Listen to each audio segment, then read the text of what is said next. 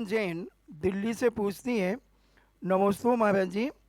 जब सब कुछ बर्बाद करने के बाद जब खुद बर्बाद होने लगे, तब सुरक्षा के लिए माफ़ी मांगने वालों की माफ़ी जो कुटिल और स्वार्थ से युक्त है, या भविष्य की असुरक्षा, ऐसे लोगों से दूरी बना के रखना चाहिए कि उन्हें क्षमा करते चले जाना चाहिए? देखो, कुटिल आदमी जो होता है वह मजबूरी में क्षमा मांगता है, लेकिन वो जब मौका पड़ेगा तो वो अपनी कुटिलता छोड़ता नहीं। आपने पिक्चरों में देखा होगा, खलनायक बिल्कुल धराशायी हो जाए, लेकिन थोड़ी सी भी उसमें जान है तो वो पलट के बाहर कर ही देता है। वो पलट के बाहर, अपन समझ गया कि वो तो मर गया, और जैसे ही मर गया और जैसे हीरो आगे जाने लगा, उसमें थोड़ी सी भी जान है तो वो अंत तक कोई ना कोई बार करेगा। तो वो तो उनका नेचर होता है। बस अपनी नीति ये कहती है कि यदि वो शरण में आया है तो हमारे लिए एक बार उसको शरण देना पड़ेगी।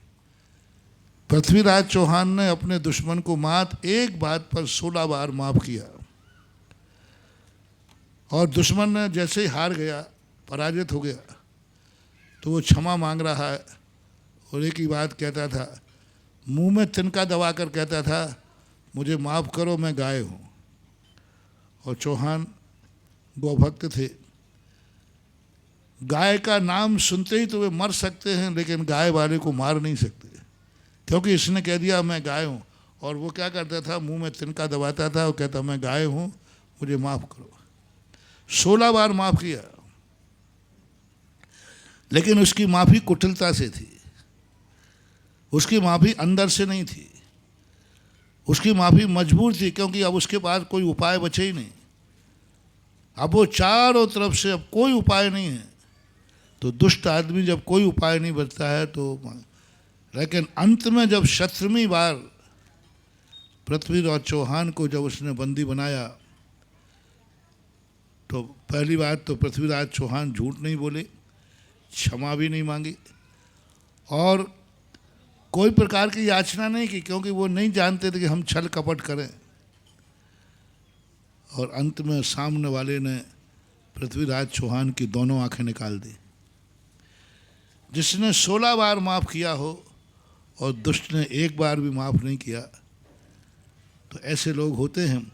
लेकिन चिंता मत करो, ऐसे लोगों का ज़्यादा देर जिंदगी नहीं जीते हैं। ये तुरंत एक ऐसे अहंकार में जाएंगे। दुष्ट व्यक्ति असत्य के कभी पैर नहीं होते। ये खुद ऐसा कर्म करेगा, ऐसा कर्म करेगा कि उस जाल में मकड़ी स्वयं फंसती है। मकड़ी मक्खी को पकड़ने के लिए जाल बुनती है, लेकिन अंत में उसी जाल में मकड़ी उसी जाल में मरती। जितनी मकड़ियाँ होती हैं सब उसी जाल में मरती हैं। जो दूसरों को जाल बुनते हैं वे जाल में स्वयं फंस जाते हैं, और उनको फिर कोई बचाने वाला नहीं रहता, उनको तो मौत ही होती है। ऐसे लोग ज़्यादा देर नहीं जीते। अहंकार में आकर के, और क्या बोल गया, हे तीरंदाज चौहान, अब भी क्या तेरे में तीर चलाने की ताकत है? अब बोल, अब आंखें नहीं हैं तो क्या अब तीर चला सकता है? तो पृथ्वीराज चौहान कहते हैं, सत्यवान व्यक्ति आंखों से तीर नहीं चलाता है, अकल से चलाता है। आंखों से तीर नहीं चलता, अकल से तीर चलता है। तो चौहान एक बार मचान पे जाके बैठ गया, बोले यदि तेरी आंखों से नहीं चलता तो अब तीर चला के दिखा। वहीं पर एक साथी था पृथ्वीराज चौहान का, वो कहता है, चौहान अब मत चूको, अब वो गाय नहीं कह रहा है, अब वो तिनका नहीं दबाया है, इस समय वो अहंकार की मचान पर बैठा हुआ है। उसको अपने षड्यंत्र का गर्व है कि देखा मैंने अपने षड्यंत्र में किस ढंग से फंसा लिया।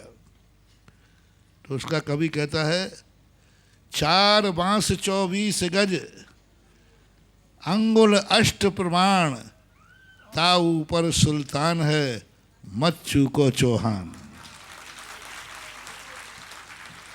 4 बांस, पहले बांस एक नाप माना जाता था, 4 बांस 24 गज और अंगुल ता ऊपर से दाम, बस ये कहते ही हाथ को इतनी डोरी खींची कि इतनी दूर तीर चला जाए, क्योंकि डोरी जितनी खींचेगी वो तीर, इतनी खींच कर गया और सुल्तान धराशायी हो गया।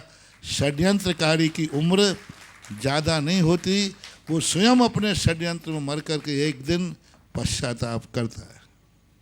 देश और